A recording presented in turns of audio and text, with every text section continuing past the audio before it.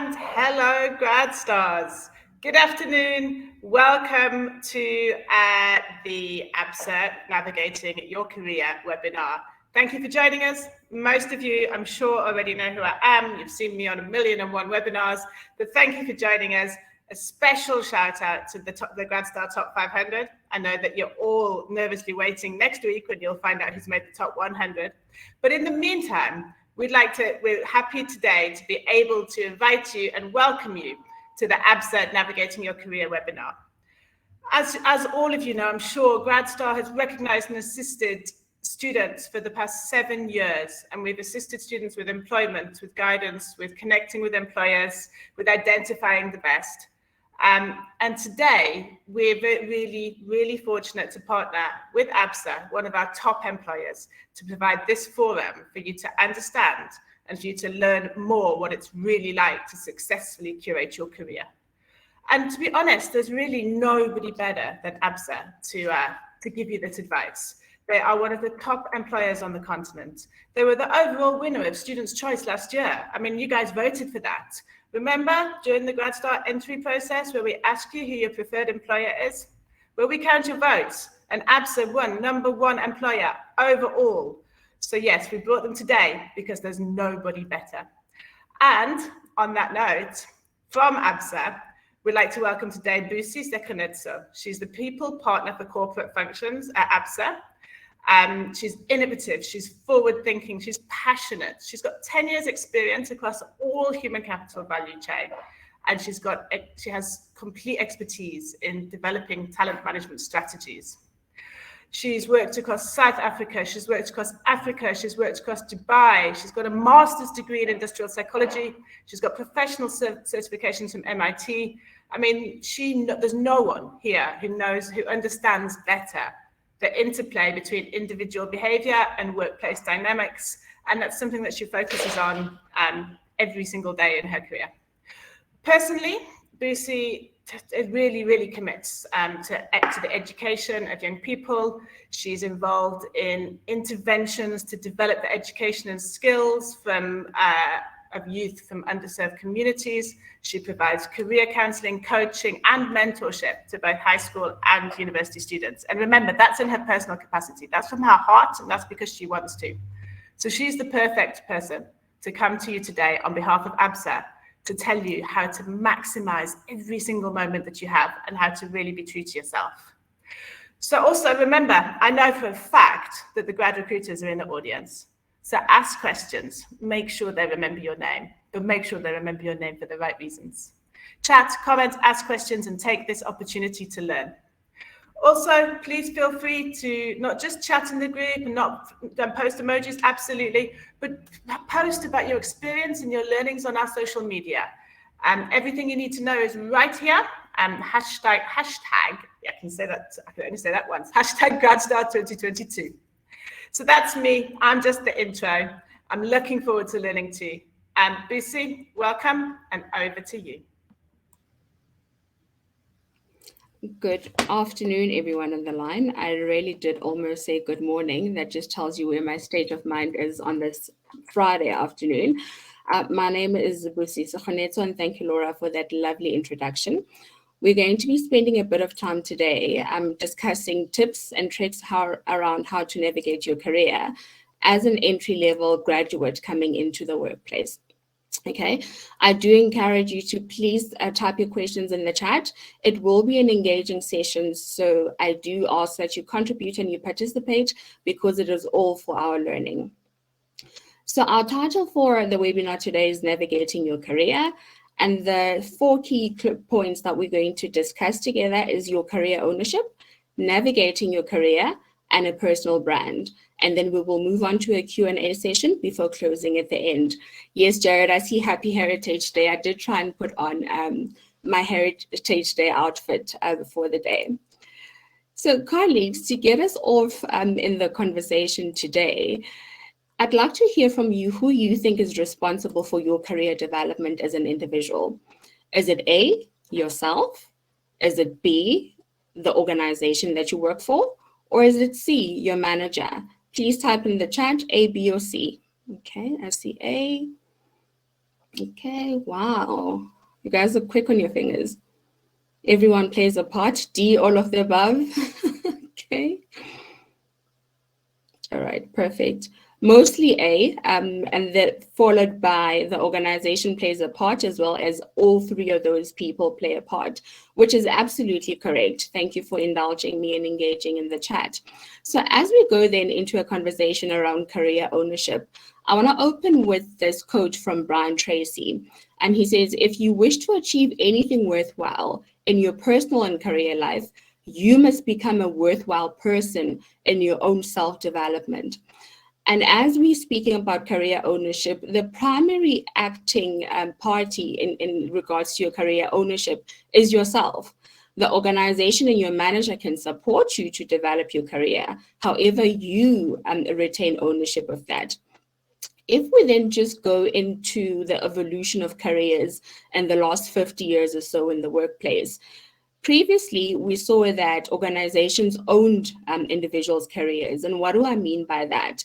So the organization would direct your career. You would come in as an intern CA or chartered accountant or whatever it is that you come in as, do your internship, get into an entry-level financial admin role, get into a senior financial controller or financial management role, and then retire as a head of finance. However, if we then look at where we are currently, where colleagues own their careers, you decide and you forge your own career path, right? So if we stick with that accounting example and the finance example, in our organization, we've seen that there has been a need to introduce things like data science in finance. So yes, you may come in as an accountant. However, you are able to then navigate and pivot your career towards data science going forward. And anything else, quite honestly, we speak around the transition from career ladders to career jungle gyms, which means you can play in your career laterally, not just horizontally. Right? If we look at where the future is going around career ownership, we see that there is definitely an alignment and a collaboration that is required between organizations and careers. So it's around how do you align your own personal needs with what the organization's needs are and finding that balance there in the middle. Right? If we just then go and look at the benefit, previously the organization would have full control of your capability and your development. And what this meant was you would work 100% for that organization. And like I said, you would start and retire there. However, what we've seen, and this has been compounded by COVID, is that there's greater flexibility when it comes to the workforce and the workplace itself. So the colleague is able to benefit just as much as the organization is benefiting from their skills, their talents, and their strengths. And then if we look at where the world is going in the future, there will be a need to create value. So we're moving away from a world of jobs, but we're moving towards a future of skills. So what will make you attractive in the workplace and help you retain employment is not necessarily the job that you can do, but the skills that you are able to learn, unlearn, and relearn in the workplace. And then lastly, we bring it down to yourself as the individual, right? What do you benefit from your employment? Previously, it was job security. The company paid you, they gave you a pension, and you could retire. However, currently, we see that individuals are looking for more career autonomy. And going forward, we are starting to see things like gigs, where a person can work for 5 different companies in their own personal capacity, working on gigs as opposed to holding down a job. Okay, I see the chat is going crazy there. Cool. And now we move on to the next part of our conversation together, which is navigating your career, right? And as we reflect on navigating your career, and here I want to ask you, do you think that you're adequately equipped and ready to make a transition from being a student into entering the world of work? Are you ready? Yes? No? And why, if not, or if you are? Okay, Kapsila says yes. Tell me why you're ready. Kapsila Nomvuyo says the same thing. Totally ready. Okay. Rolila says yes. Batande, yes. Guys, just tell me why you're ready, please. What makes you ready?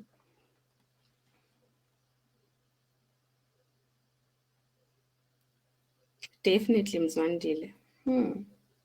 100%. I love the confidence in the chat. Okay, yeah. Someone says they've been attending work readiness programs, ready, but the requirements are a problem. Yes, I'm ready to apply my theoretical knowledge. Let's just give colleagues more time to let us know once when they're ready. Okay. The passion gives you the hunger to get into the workplace. Okay, definitely ready. Sure. Everyone on this call is ready. Laura, I think we can close the webinar and get back to work. These guys have it all in lockdown. I have attended work readiness because I was born ready. Okay. The skills and knowledge, my capability and enthusiasm. Not really. George Muyeti says, no, he's not. Bahati Hassan also says he's not. In-service training, life experiences have equipped Ruwain. Okay. Califo says no, he's not ready to enter the workplace. Yes, the hunger is there. I'm ready because I have the fire in me. Okay, colleagues, you can go through the comments as they come in, but you can see that there is a split between individuals that are ready to enter the workplace and that I feel they're adequately equipped. However, there's people like Yonela who's saying they're not ready at all. Right? And let's just look around. How does one then get ready for the workplace if you're not? And if you think you are ready, what are some of the things that you can consider as part of this transition? So I'm sure you've all heard of terms like VUCA and BUNNY, 4IR, Society 5.0, you name it. However, all of these terms just tell us that we live and operate in a very uncertain environment where the workplace and the world of work is moving at such a rapid pace. And as a result of that, careers themselves are also evolving. So as an individual, you need to be adaptable and you need to be flexible in your career. You may not always get a job that is 100% aligned to your field of study.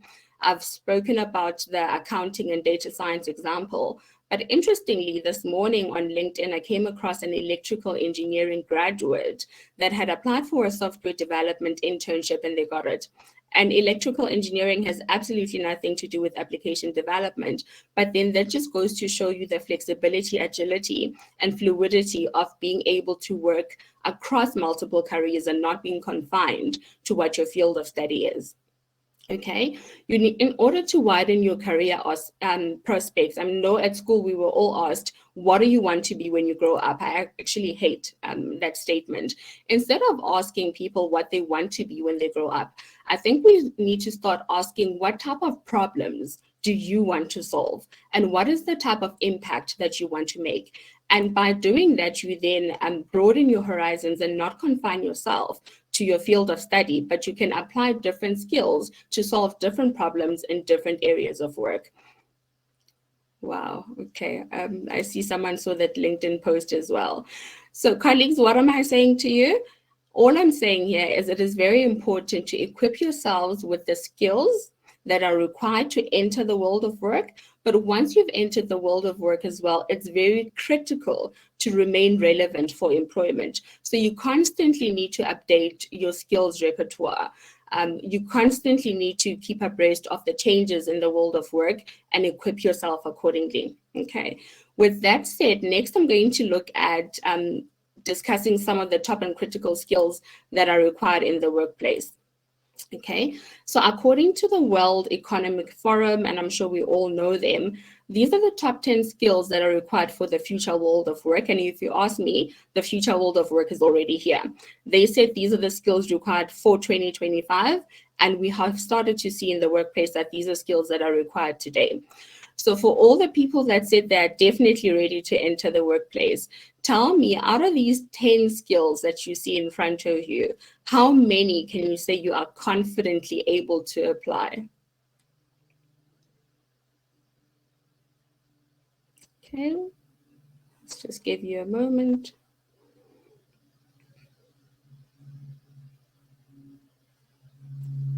Nine out of 10, 8 out of 10, okay? 8, 9, sure, 7, 10. It makes sense why you guys are the top 500. You're very bright. 6 even said 0, okay? Mam Kabela, 5. Celine, 7. Robin Lee, 7. Karabo, 10. Okay. Immaculate is 4. Bahati is 4. Ginelo is 10 out of 10. Matapelo is 5. Okay. And please keep those numbers coming. However, what we can see from the chat is that the level of readiness amongst yourselves as the top 500 is varying, all the way from 0 and all the way to 10. And the key thing that you will gain from this slide is that when we look at the future world of work, or the critical things that make one successful in the workplace, it's got very little to do with the qualification that you have, right? It's about how you're able to think critically, how you're able to solve problems sustainably, how you're able to apply your expertise. So yes, universities do a great job in terms of equipping you from a theoretical perspective. However, that's not the key to the game, right? That is just the entry into the game. Once you have your educational qualification, how do you then go about equipping yourself with these skills? Because this is what is going to set you apart in the workplace, right? How do you solve complex problems? How do you demonstrate creativity and innovation? So if you had someone who held an educational qualification versus someone who had these skills demonstrated, I, as someone in the HR function, would definitely go with someone who's able to do this, because I can teach you the theoretical element of work, but these are some of the things that are more intuitive and ingrained that you would need to develop to set yourself up apart in the workplace. Okay, someone says, but the university also has activities apart from the degree that help us to develop these skills. Definitely, I absolutely agree with you, Shezipi. And I think I actually did my master's degree on this, which is how ready are students in South Africa for the fourth industrial revolution. And we can see that academia is taking note that it can't just be theoretical. It can't just be a theoretical curriculum that they deliver to you. They need to be able to equip you with these skills so that you're able to make the transition seamlessly from the school environment into the workplace. So you will see that they start doing things like your final year project. Some universities have incubators. Some universities partner up with employers in order to equip you with these skills. So I really do acknowledge that South African universities are starting to come onto the bandwagon as it relates to these. Okay. And then we're going to speak about a personal brand, right? Who can tell me what is a personal brand in the context of the workplace?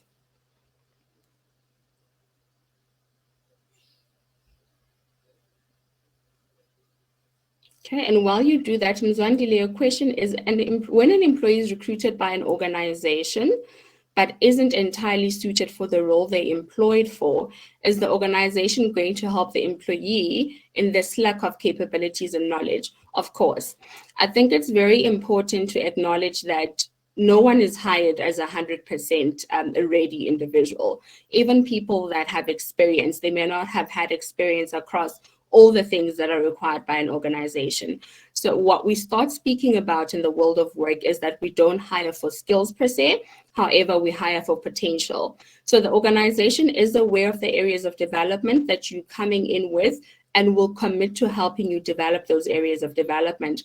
However, you also need to be very proactive in terms of making sure that you close those gaps and you're able to create and deliver value for the organization as soon as is possible. Okay, I see thumbs up coming there. Yeah, Mokhoshadi is validating the accuracy of my data. They're doing a dissertation on career adaptability among early graduates in SA, and these are the skills that they've identified as most needed. So definitely there. All right, so Ayeza says your personal brand is your values or your set of values. Ursula says your personal brand is what you are known for and what you stand for. Ayeza, what we live by. Okay, perfect. Your personal brand is actually what you stand for as a person, and that becomes the value that you get into the workplace with. Okay, personal brand is how you promote yourself from experience. Okay, personal brand has to do with a person's pride and aura and mostly how they conduct themselves. So then with this in mind, why is it important to have a personal brand in the world of work?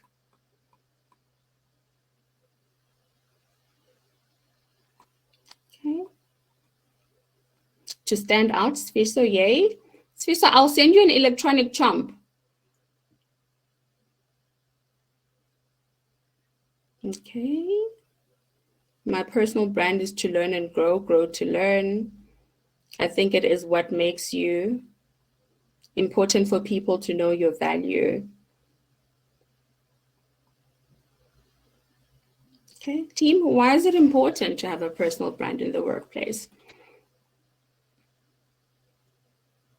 Okay, connections and employment prospects so that you can have a specific niche at work. Okay.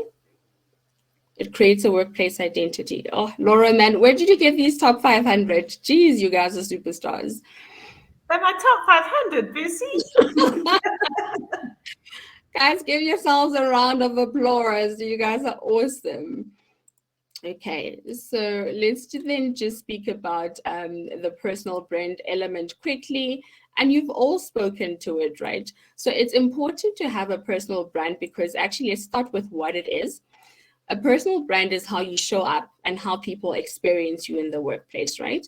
It is your personal value proposition that sets you apart from your peers.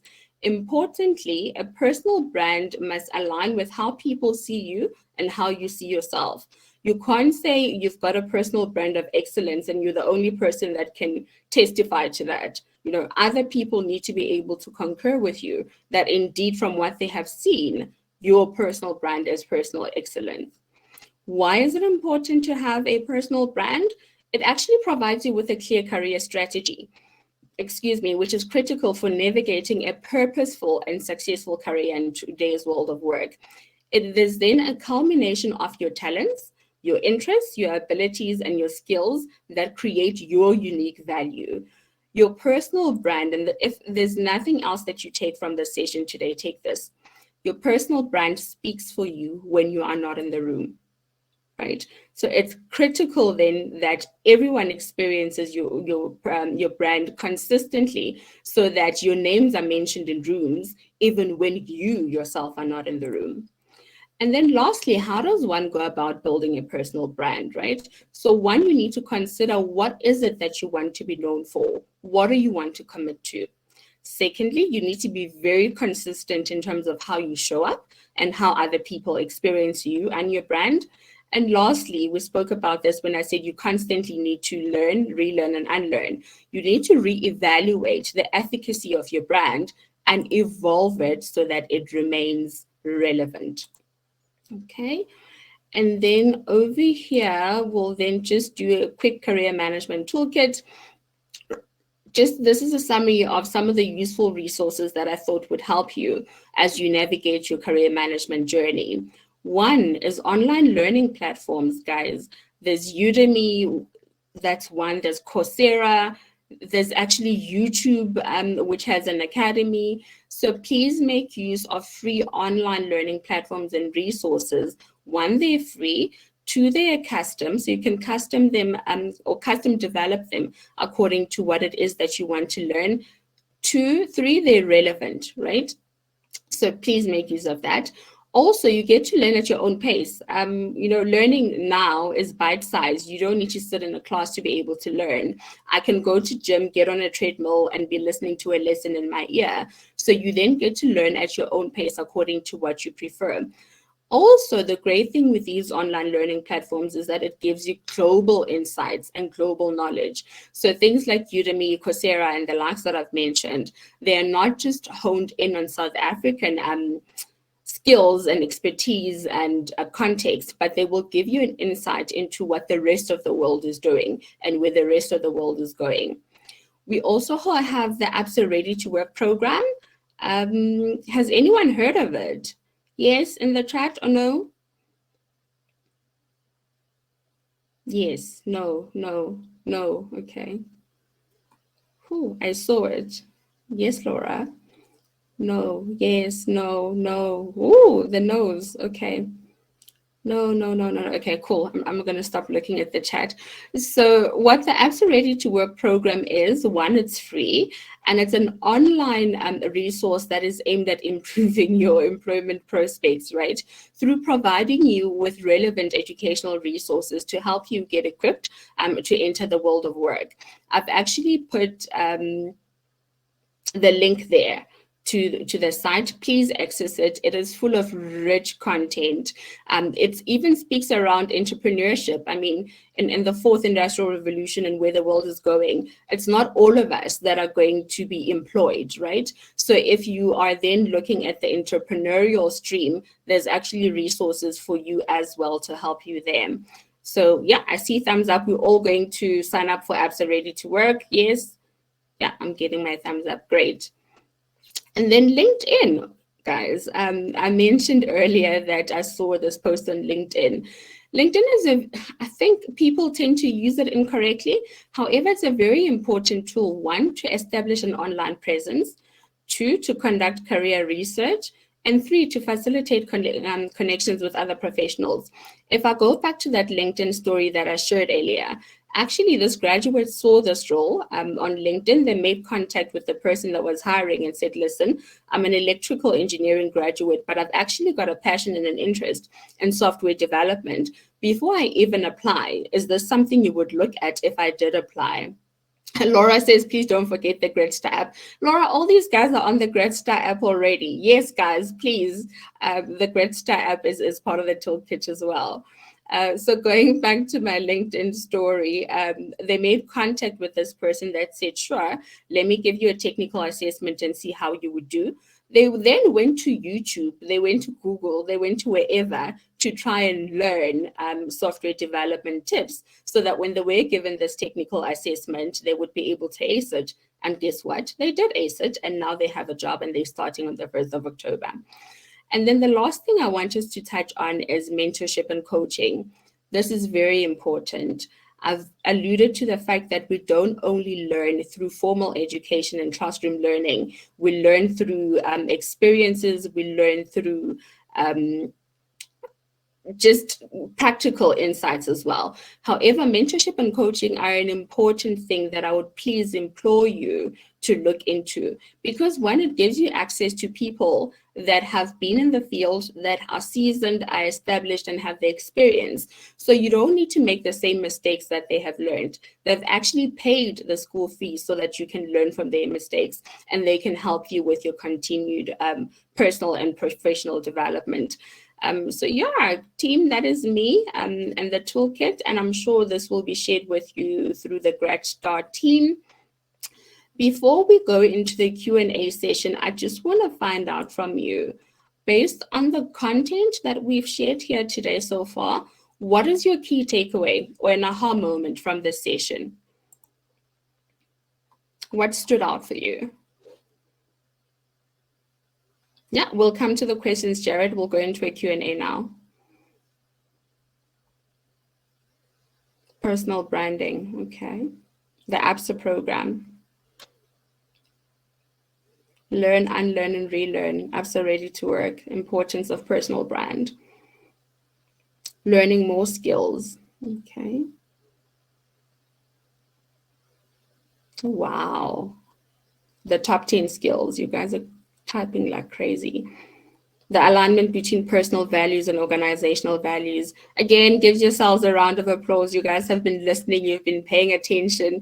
Mentorship and coaching, other learning platforms besides LinkedIn. Sure. No, you guys are in the top 500 for a reason.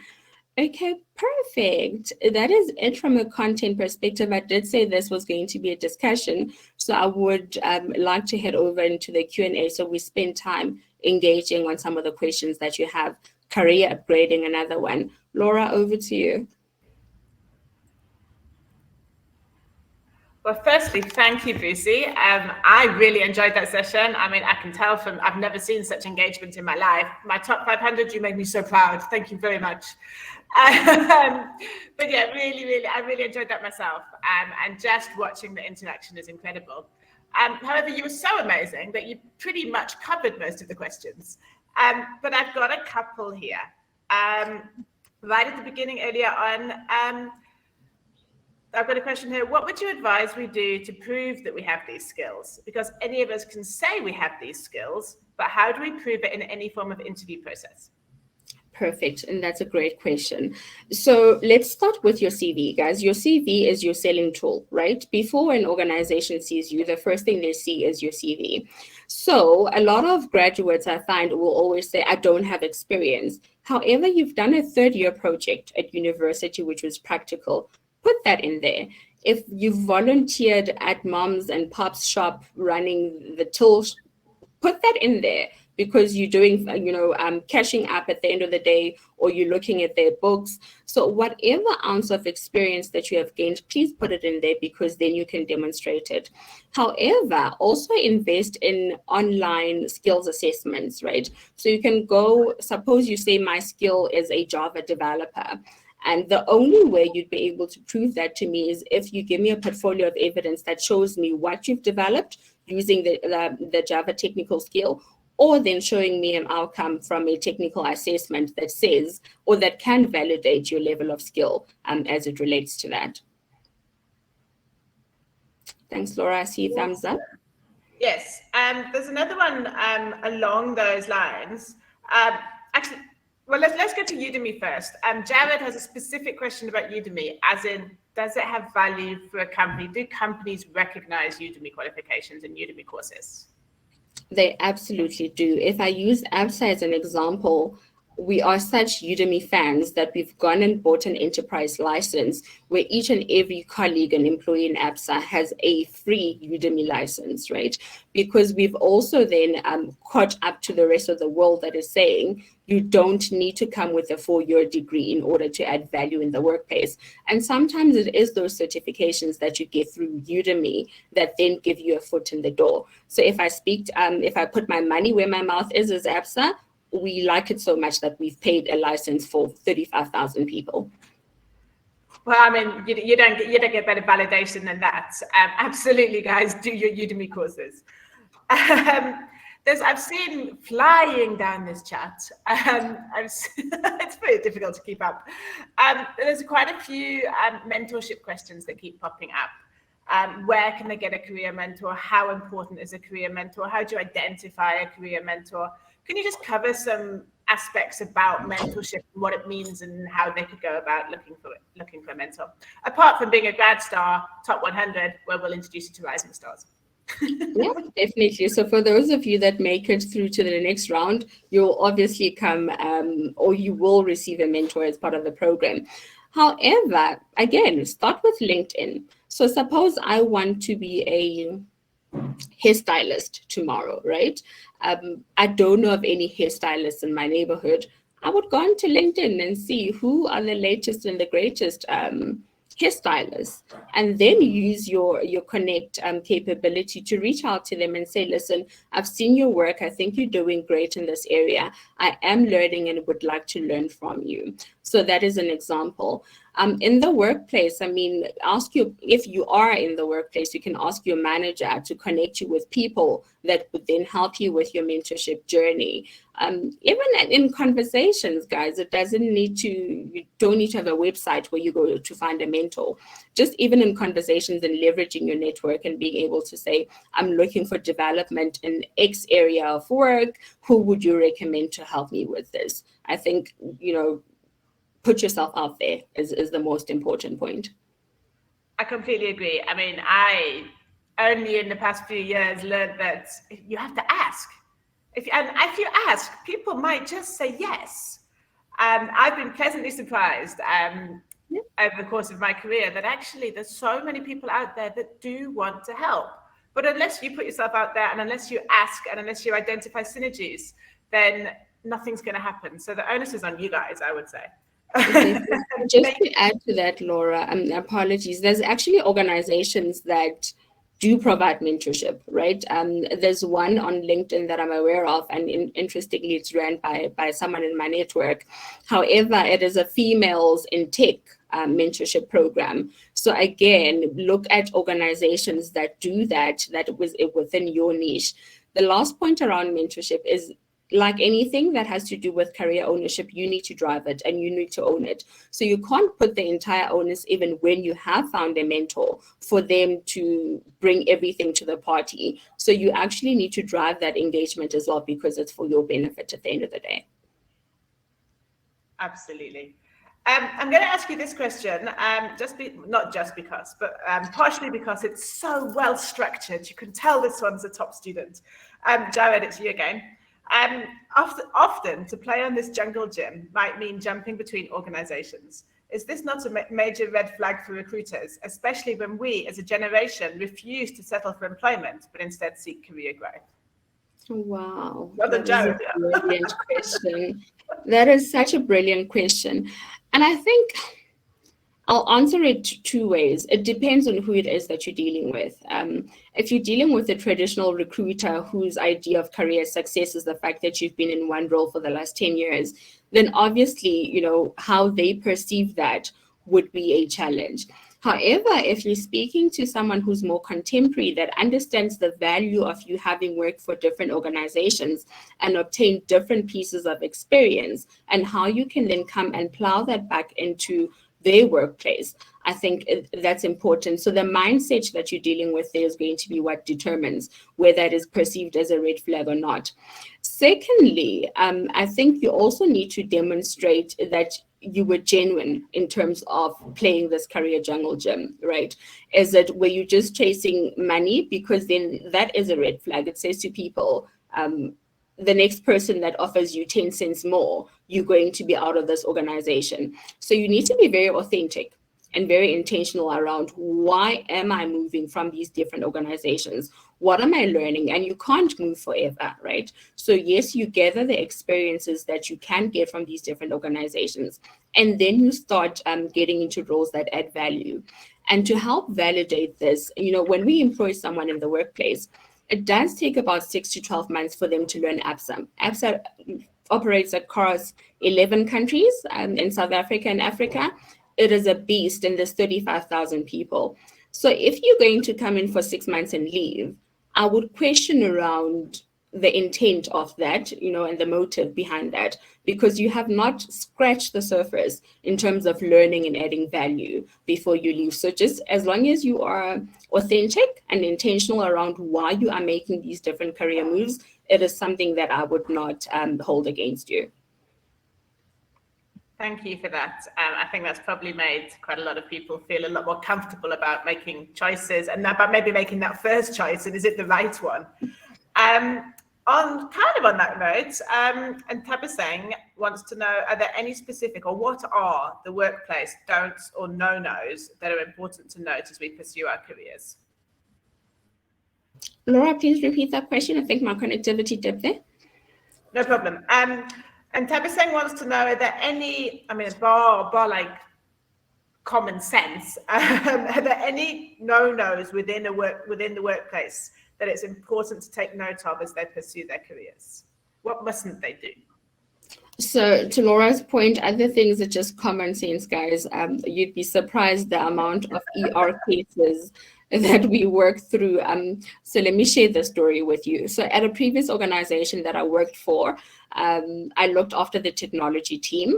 And as part of the technology team, we have the technical help desk, right, which is the service desk. And I don't know why they thought this was a great idea, but they actually started selling the company's Wi-Fi password for 100 Rand a month, right? Because these technical guys would obviously have the password and other people wouldn't have it. So then they started a business of renting this password for 100 Rand a month. That's theft, that's fraud, that's unethical. It's wrong on so many levels. Like, I don't know how creative people can be in terms of trying to land themselves in trouble. And I see all the reactions coming through. So stick within a moral fiber, stick within an ethical parameter. And obviously different organizations will have different views of what is acceptable for them and what is not acceptable for them. Hence, different organizations have different values. So make sure that you then acclimatize to what expectations are in that organization and be able to live up to them. And this is an important question that I want to answer as well this way, to say, As graduates, a lot of the time we're trying to find employment and we take the first job that comes our way.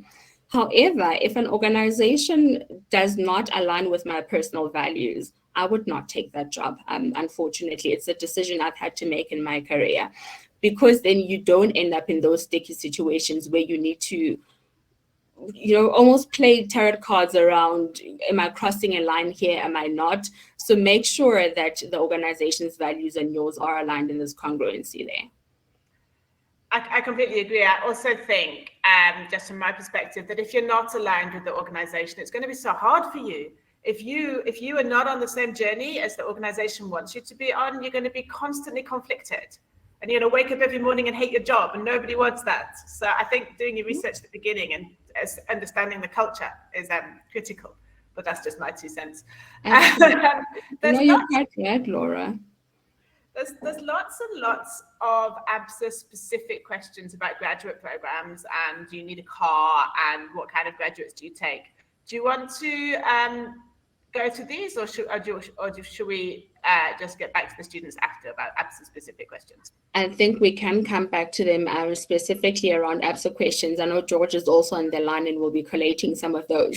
However, I just wanted to take the one about a car. Okay, so I'm going to go into teaching mode here, guys. No organization is supposed to decline you for a job and not consider you for a job because you don't have a car, if the inherent requirements of that job don't require you to drive, right? Keep that in mind the next time you receive those requirements. And I think sometimes the job market can be very unfair as it relates to graduates. If my role does not require me to operate in a driving capacity for the organization, then it makes absolutely no reason why you would ask me whether I have a car or not. Because that argument that people always position to say, well, if you have a car, then you'll be on time for work, is mute. There are people in Soweto, in Tembisa, in Khayelitsha who wake up at 4 a.m. in the morning to catch the first train so that they can be on time at work. And they have been at work for a number of years on time without having a car. So be very particular in asking those organizations, why is it that a car is a requirement for this job? Absolutely. Next question. We're actually running out of questions, and we've got about 10 minutes left. So amazing students. If you have any further questions, make sure you ask them now or you will miss your moment. But I know this question from Ntabiseng is particularly aligned to Absa and where you're going. So how is Absa currently or planning to implement the 4IR? What digital skills are required from graduates looking to start their careers? And in the same thing, how important is digital to you? Digital is critical to the bank. I mean, if we then just look at our strategy, firstly, we created a strategy about 4 years ago in 2018. And part of that was to be a digital bank or to pursue digital principles. So even at an organizational strategy, digital is centered around that. But then let's go back to COVID. And what this has done for all our lives, right? So we have over 70% of Absa's team complement working from home, which means even there, to enable remote work, we need to be able to work digitally. We have platforms like Teams, well, not Zoom, we've got Slack, there's multiple others which enable us to work and collaborate digitally as an organization. Let's go into Absa's operating model as a bank. We have a customer service app, we've got online banking, and you would have seen across banking in the last 2 to 3 years, not so much at Absa, but with other banks as well, they have reduced their branch banking footprint, right? So instead of the over-reliance that there was on traditional methods, the over-reliance now is how do we service you as a customer completely from an end-to-end basis using digital methods? And in the failure of those, then how do we revert to things that are more manual? However, digital is critical to the Absa organizational mandate. Digital is critical to how we carry out our jobs as people. If I look at myself, I am in the HR team. However, we have introduced a cloud solution which is Workday, in terms of managing our human capital module on the system. We have moved away from SAP, which was an on-premise system. So even in different roles in the organization, digital is proving to be quite important. Absolutely, and it's not going anywhere either. Agreed. This is a great question from Jenna. And we get these kind of questions a lot about interviews, interview skills, how do I best present myself in an interview, and all of those, how do I get the job questions? But Jenna says, in your honest opinion, when graduates are asked to tell the recruitment team about themselves, how best should one articulate themselves in answering this question without sounding pompous, big-headed, or underperforming in answering this question? Okay. Again, different strokes for different folks, right? However, it seems like you're looking for a business analyst. Okay, Jared, I don't know where I'm looking for a business analyst, but we'll chat. So when a recruiter asks you to tell them about yourself, team, they're not asking you to tell them that you've got a dog, they're not asking for personal details of your life. They're trying to understand your character, right? So that's where I would go. I even actually seen, I digress, but we'll come back to this quickly.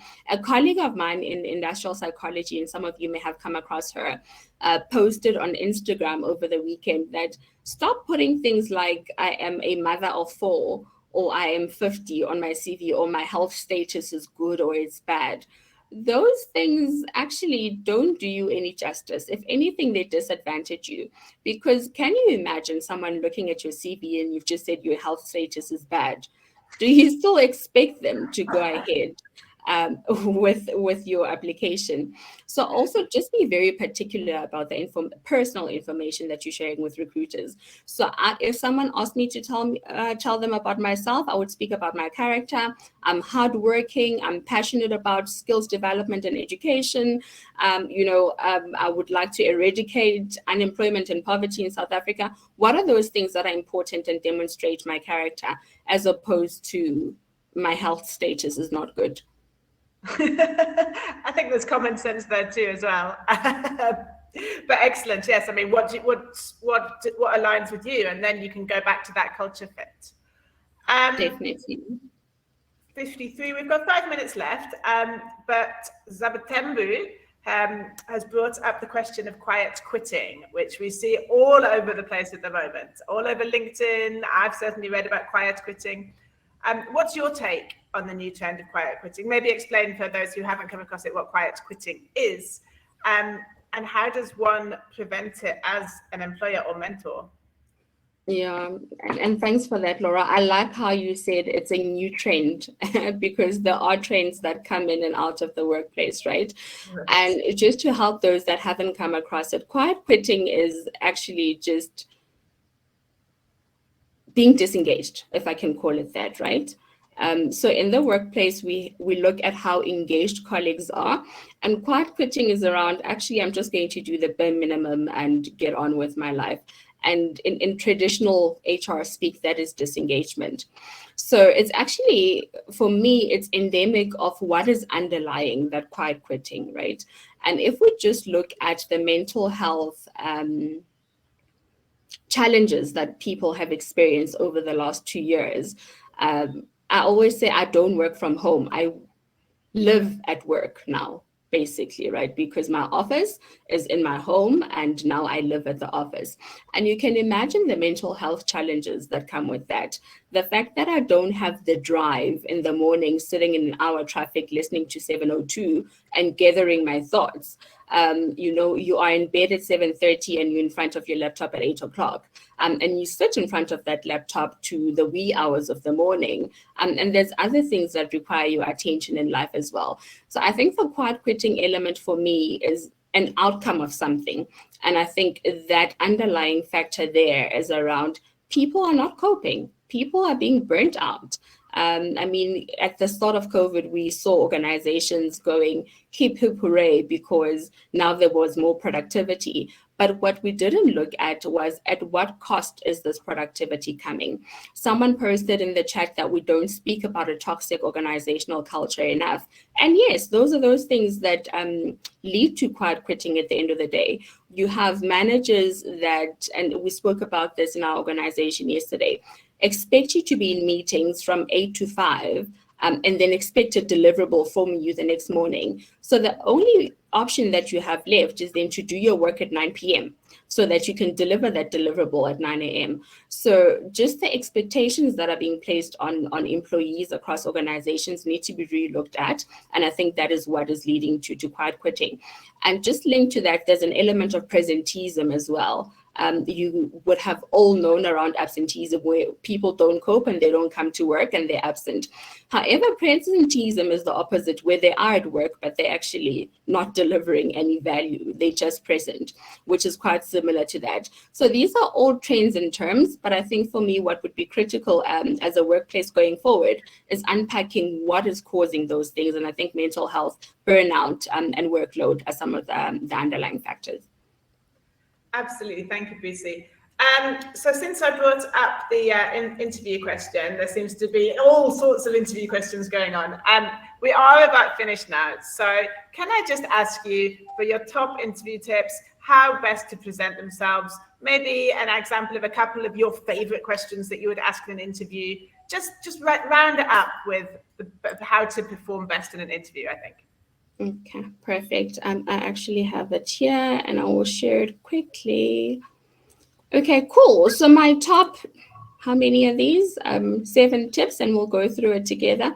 One is punctuality, guys, and this is an obvious one. If you're going to be interviewed, make sure you're on time. If it's not a physical interview and it is an online interview, test your equipment, prior to that. Make sure that you are able to connect, you have the sufficient connectivity to be able to do so. Check your load shedding schedule. If you are bound to be load shed, make an alternative, go work from ask your dad to go work from his office or something like that, where you can connect from and able to have the interview.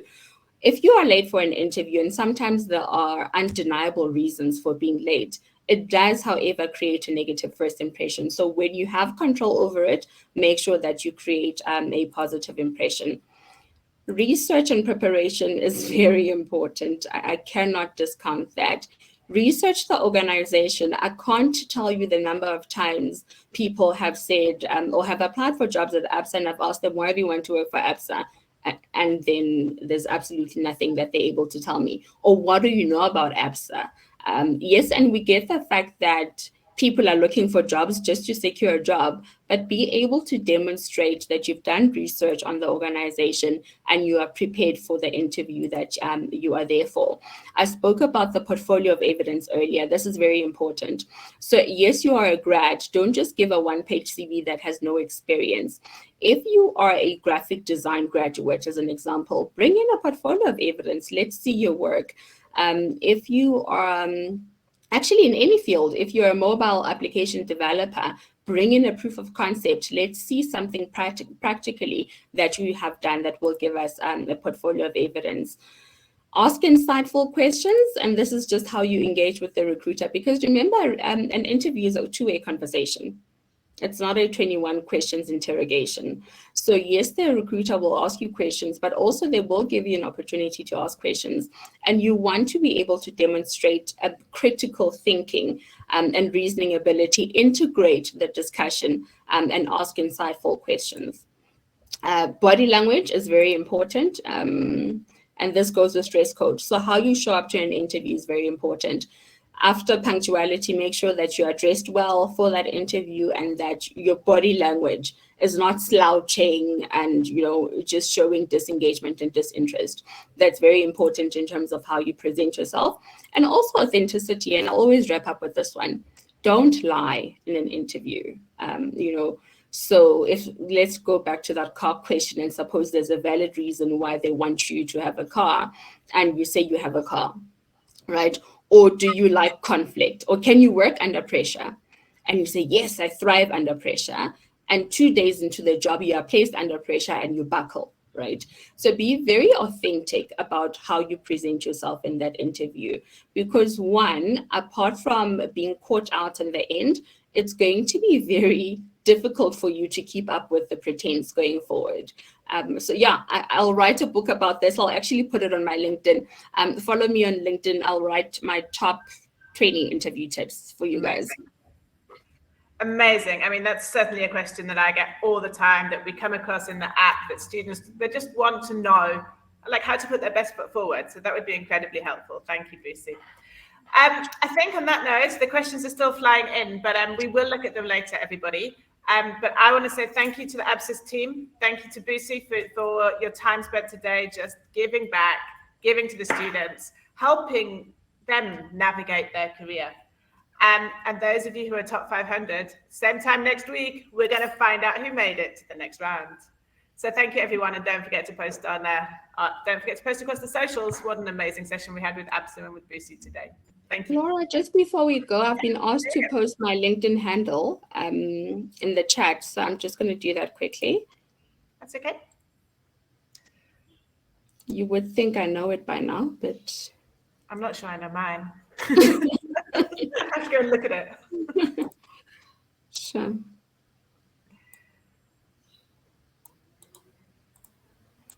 Okay. Let's just put that in there. They're loving the webinar in the chat, though. I really enjoyed this. The engagement was incredible. Thanks, team. It was great engaging with all of you, and good luck for next week. Absolutely. But they've done their assessments now, and now they're just waiting and biting their nails. Good luck, everybody. Thank you, Busie. Thank you, Absa. And we'll see you all soon. Bye.